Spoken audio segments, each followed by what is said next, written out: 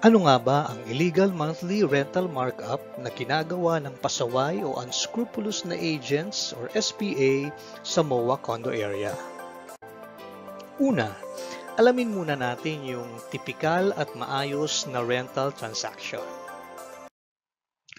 Typical good transaction na direct to tenant. Nag-post si owner sa Facebook, my unit is for rent for 40K, 2 plus 2. 2 plus 2 means 2 months security deposit plus 2 months advance. Nag-reply naman si tenant, I want to rent. 40K, 2 plus 2 is okay. Kung sila po ay magkasundo, na-view na ni tenant, okay sa kanya, tatanggapin na niya ang unit. Dahil wala sila pong agent, si owner ang magpe-prepare ng contract, si owner ang magpapanotaryo nito para maibigay ang kopya sa tenant. So, ang nakalagay sa kontrata, 40K monthly ang rental, 2 plus 2. And si tenant naman ay magbabayad, either magbigay siya ng post-dated checks or online bank transfer direkta sa account ni unit owner. Ito po yung direct transaction na walang agent. Typical good transaction ng owner na may agent or SPA. So ito po, meron ng agents involved sa transaction. Nag-post ulit si unit owner, my unit is for rent for 40K, 2 plus 2. Nabasa ng isang agent at nag-reply siya, I can help you find a tenant. For 40K, 2 plus 2, my fee is 1 month rent for 1 year contract. Actually, typical po ito. Sa isang 1-year contract, ang agent's fee or commission ay 1 month rent.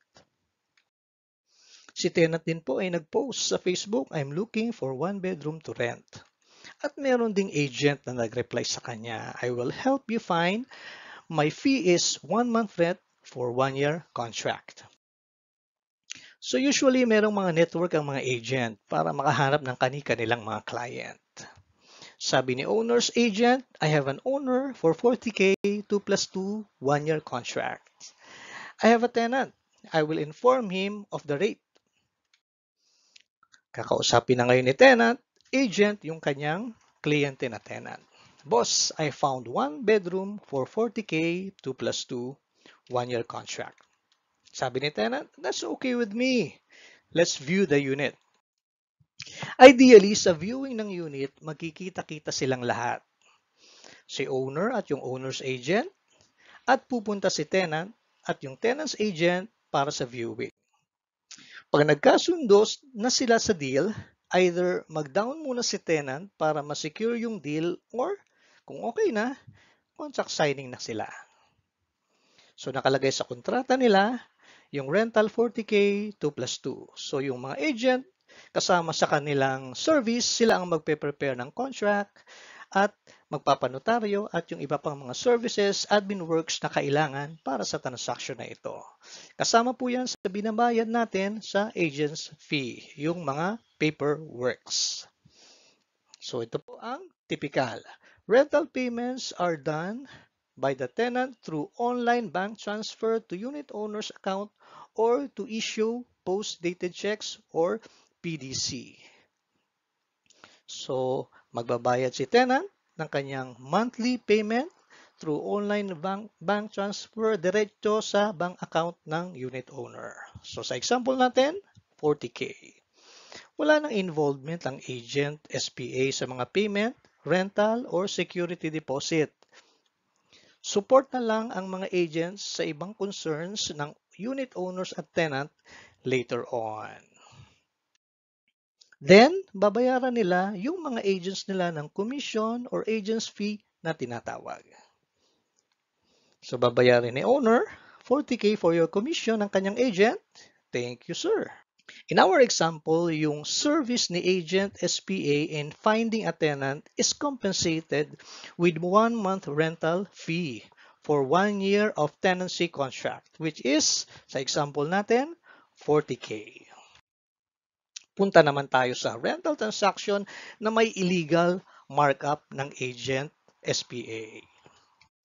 Pero bago yon, pa-shoutout po muna sa mga unit owners ng SMDC One United Owners League Telegram Group. Ito po yung group ng mga unit owners, investors sa Telegram. Click the link sa description at comment section if you want to join din po. Or you can visit the FB page and just comment or PM na you want to join the SMDC One United Owners League Telegram group. Balik tayo yung rental transaction na may illegal markup ng agent or SPA. Ito po yung mga comment na natanggap ko about this topic of illegal monthly markup. Sabi po ng isang unit owner, add me please. Ito po yung Telegram group ng One United League na Telegram group. Add me please because I have issue of my old SPA too. Never give my deposit from tenant and mark up my unit without me knowing. Ito pa po yung isang comment na isang unit owner. I agree. And I experienced this with my agent before. Low price ang inoffer niya sa akin. Then I found out na mas malaki ang bigay niya rental price sa tenant. Plus 1 month commission pa for 1-year contract. Kaya mababa ang offer nila sa unit owner para mapatungan pa nila ang presyo. Ito naman po, makikita nyo ito sa mga group na nakapost. At ito po ay conversation ng isang owner's agent at tenant's agent nag-uusap tungkol sa kanilang pagmamarkup sa rental rate. Sabi ng isang agent, update kita pag nagkausap kami ulit bukas ng owner. Tit! Try mo kunin ng 38 to 39 para may markup tayo, okay? Sure, owner, unit, tower. Sige ma'am, tawagan ko po. Good luck! So, transaction with illegal monthly markup. Ito po yung example. Nag-post si owner, my unit is for rent for 40K, 2 plus 2. Nabasa naman ng isang agent at nag-reply, I can help you find a tenant for 40K, 2 plus 2. My fee is 1 month rent for 1-year contract. So ito pong owner's agent, dahil meron silang network at ito po ang kanyang kasabwat na tenant para makapag-illegal monthly markup. Sabi ni owner's agent, I have an owner for 40K, 2 plus 2, 1-year contract. Okay, hanap kita ng tenant. Bigay ko ng 50. Markup tayo ng 10K. Take 5K tayo monthly. Sabi ni owner's agent, okay, ako na mag-receive ng payment ng tenant every month. Ako na mag-transfer sa account ng owner, yung 40K. Sabi ni tenant agent, every month, may tig 5K tayo. Dapat walang contact si owner kay tenant, ha? And then, sabi ni tenant, I'm looking for 1 bedroom to rent. Nag-reply naman si agent sa post ni tenant, I know 1 bedroom, 50K, 2 plus 2. Is that okay with you? So may markup na yung 40K. Nag-markup na siya ng 10K. Kaya ang offer ni tenant agent ay 50K na. Okay, let's view the unit.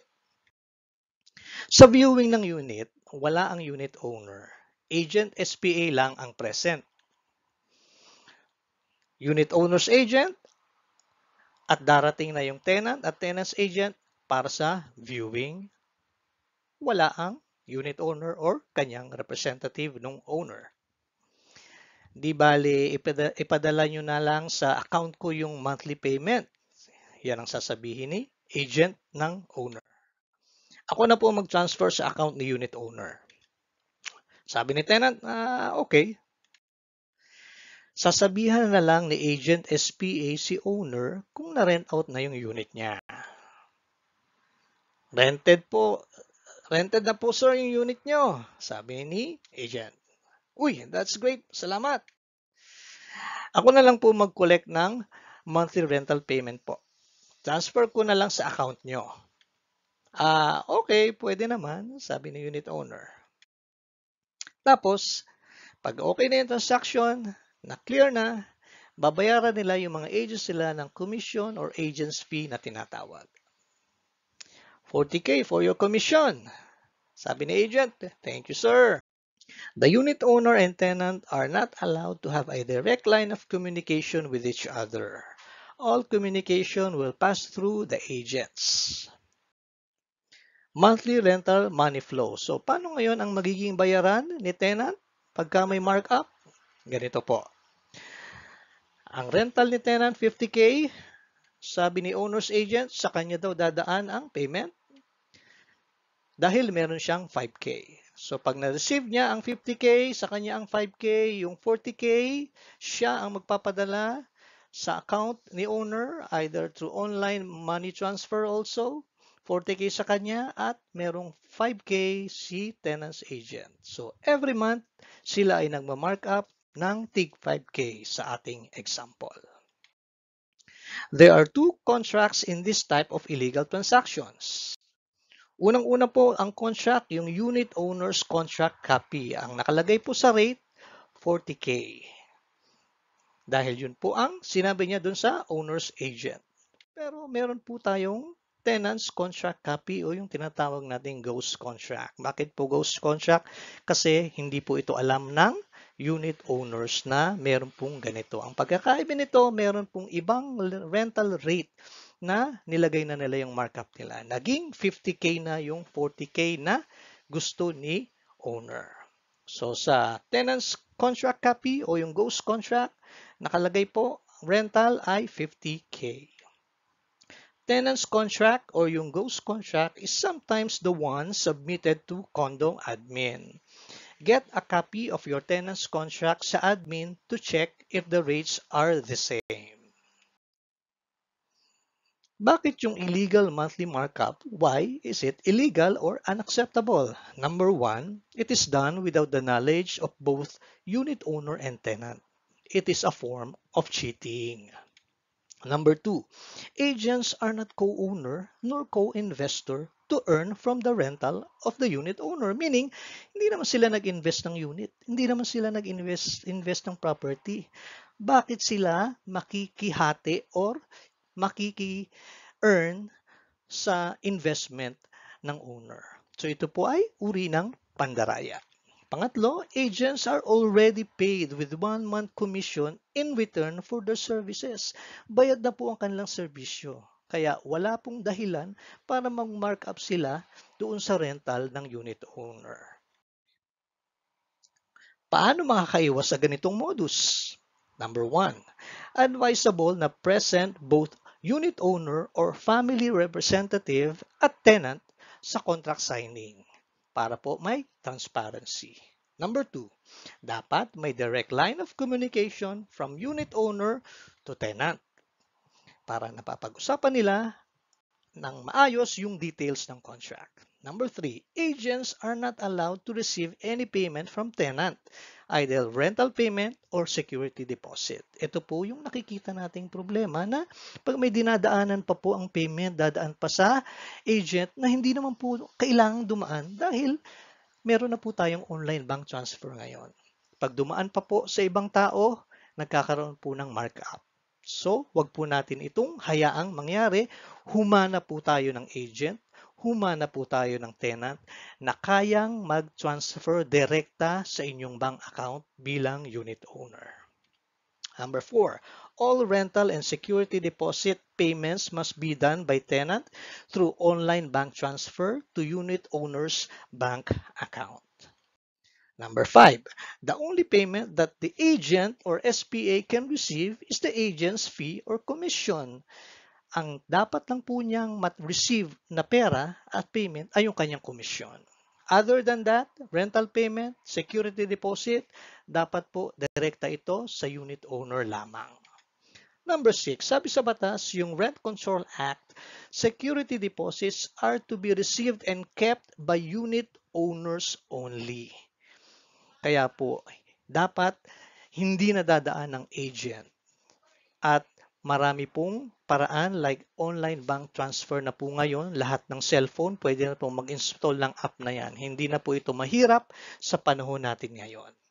Number 7, always discuss with the tenant either physically or online, Zoom, WhatsApp, or Messenger, etc. to compare the contract details. Mas maganda po na i-discuss ito. Kung hindi po makapunta, available physically, marami pong ways sa ating modern age ngayon through online na pwede nyo pong i-compare ang contract details sa isa't isa, ang unit owner at tenant. If you are currently receiving your rental payment through your agents or SPA, ano po ang dapat gawin? There are 3 ways to check if illegal monthly markup exists. Number 1, directly ask the tenant how much rental rate he or she is paying your agent SPA to compare with what the unit owner is receiving from the agent. Number 2, ask someone to chat with the agent or SPA pretending to be tenant and inquire for rental rate. Tapos, again, ask someone or another person to chat with the agent SPA, this time pretending to be a unit owner, and inquire for rental rates and compare if the agent SPA is doing illegal monthly markup. So, pwede nyo pong tanungin, i-text, i-chat. Magkano pag ako ang tenant, magkano rental? Magkano pag ako ang unit owner, magkano rental? So makukompare nyo po kung meron ba silang illegal monthly markup. Number 3, check the recorded contract in Green Mist or SMDC admin if ghost contract exists. You can email SMDC Green Mist admin for copies of your rental contract on their record. To unit owners, investors, and soon to be unit owners, please join the group to stay well informed. Click the link sa description at comment section if you want to join po.